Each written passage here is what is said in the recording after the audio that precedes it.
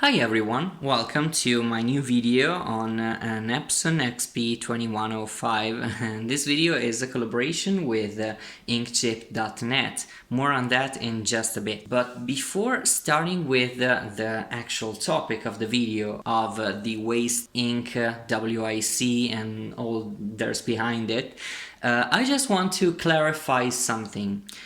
Every inkjet printer generates waste ink. That's pretty sad, but that's how it is. I mean, every inkjet printer needs to produce waste ink.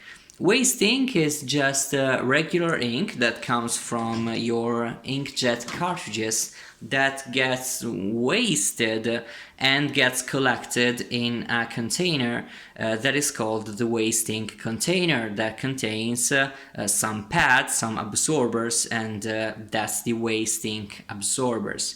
So how a printer like this can produce waste ink? Well, mostly it's because of cleaning cycles. Because to clean the printhead, the printer doesn't have any other way than forcing ink through the printhead itself. I mean, a printhead is like a plate with a certain number of nozzles, and those nozzles are under a channel that is filled with ink.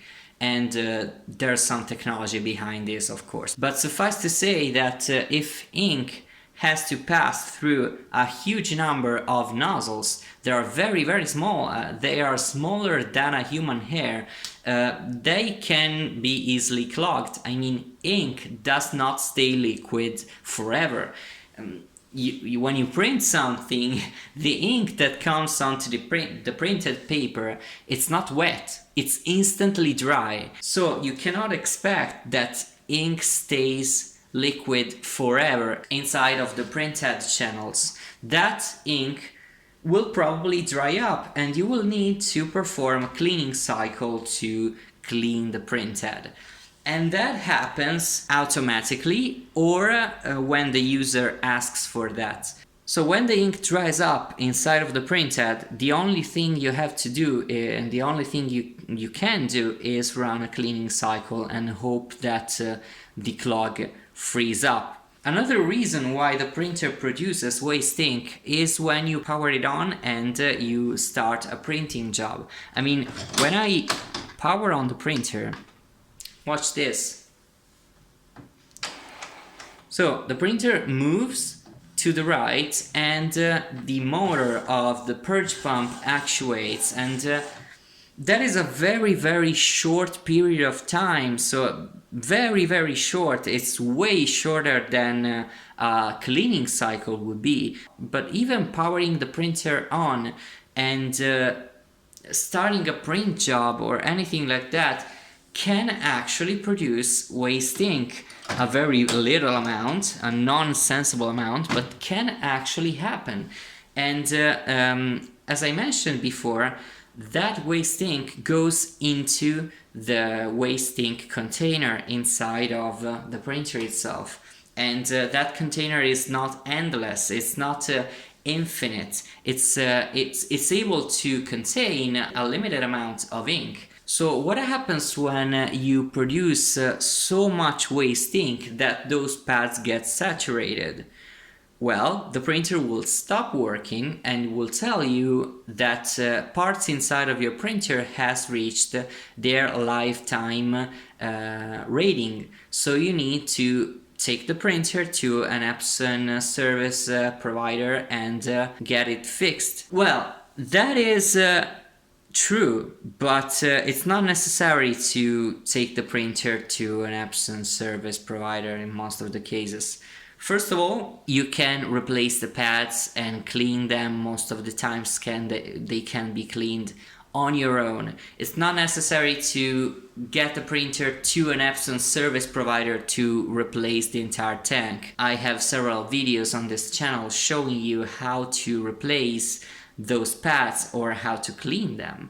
But when you clean those pads, the error still remains because the printer has a counter inside, and that counter needs to be cleared before the printer will start working again. So how to reset that counter?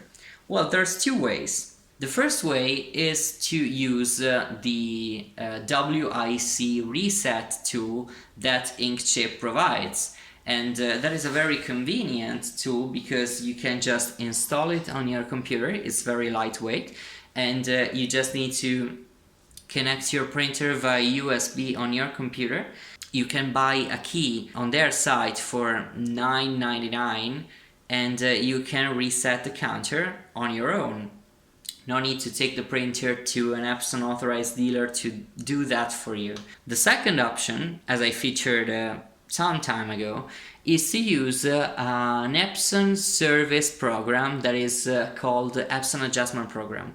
The problem with that is that the Epson Adjustment Program is a confidential software that usually it's available only in Epson authorized service centers. So if you can find one of those programs outside of the Epson service provider, for sure it's not legal. I mean, you're not allowed to get those softwares because they are confidential. But even if that is not a concern for you and you just want to reset the counter and you decide to download those softwares, well, most of the times they contain viruses. That is a problem because those softwares are pretty researched inside of the internet. There are several people that want to have those softwares and reset their counters on the printer. So there are some hackers and evil people that will get the Epson service provider programs, so the adjustment programs, and modify them to include inside them some malware or viruses or something that can actually damage your computer or even you. There are lots of ways that viruses can hurt you. Well, I'm not going to talk a lot about this. I mean, there are so many things that viruses can do to you and your computer, so that's it. But a safer way to actually reset the counter, as I told you, is by using the Wic Reset Tool that InkChip provides. And that's what we're going to do on this printer. Well, this printer is new, so there's no reason to perform that actual reset on this printer. But I'm just doing a demonstration. You can actually do this to your printer if your printer has a warning that the waste ink pads inside of the printer are full. So let's get the printer near the computer, connect it via USB, and do the reset.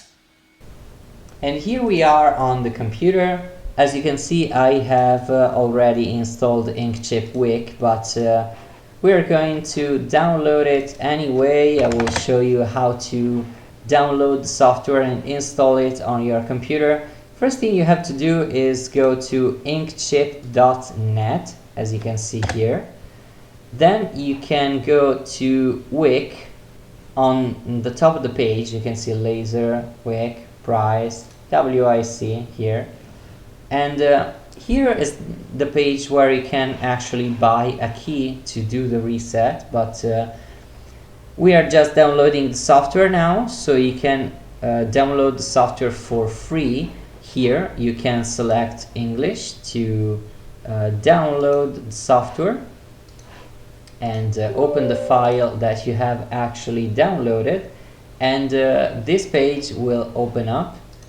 You can click on yes to install InkChip, OK, and it will install the software. So now it will install the software and create shortcuts for every language, but you can just leave the one in English. That's the one you will use probably. And we can now open up InkChip Wic English. Of course, the printer needs to be connected and installed on the computer via USB. So yeah, at this point we can go to waste ink counters, and we can click here and select our printer, and we can perform read waste ink counters. and the program will tell us what the ink counters actually are at the moment. And you can see actually that the counter is okay, and it's a 0.00% on this printer, because this printer is actually new. As I said, I have never used this printer. I've just unboxed it and printed 2 test pages, so it's new.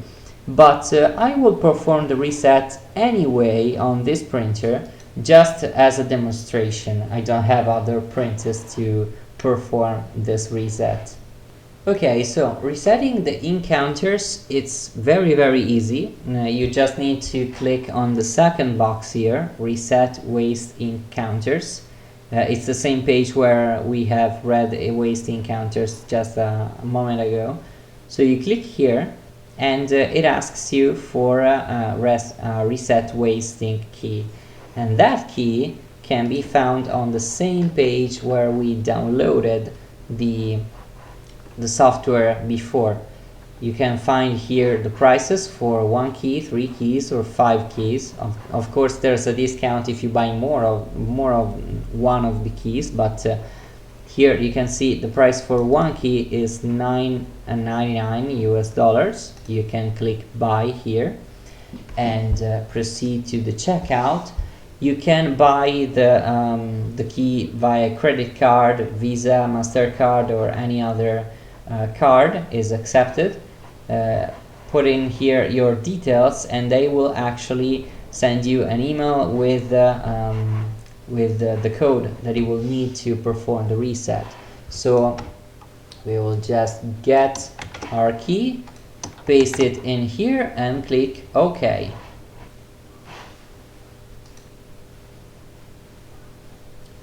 Okay, so as you have seen, the reset has been done properly, and the software asks you now to restart the printer in order to finish the counter reset process. So we will do this now.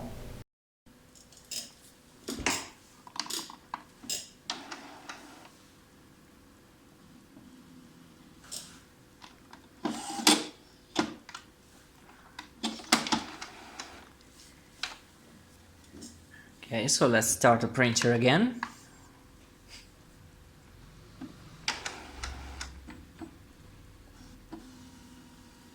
Everything normal, it seems. It's a slightly different startup because as you can see, it's moving the carriage pretty slowly, differently from the other startups procedures, but yeah.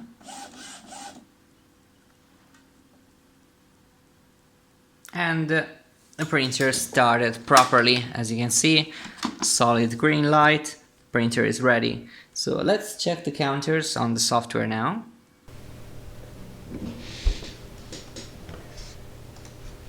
And as you can see, the software is at 0%. Now it was at 0% even before of now, but yeah, I mean, it works.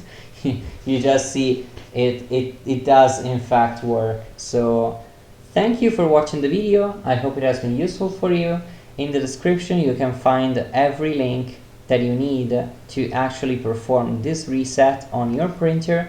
You can find the link to InkChip site and everything you need to know about a waste ink absorber on an Epson printer.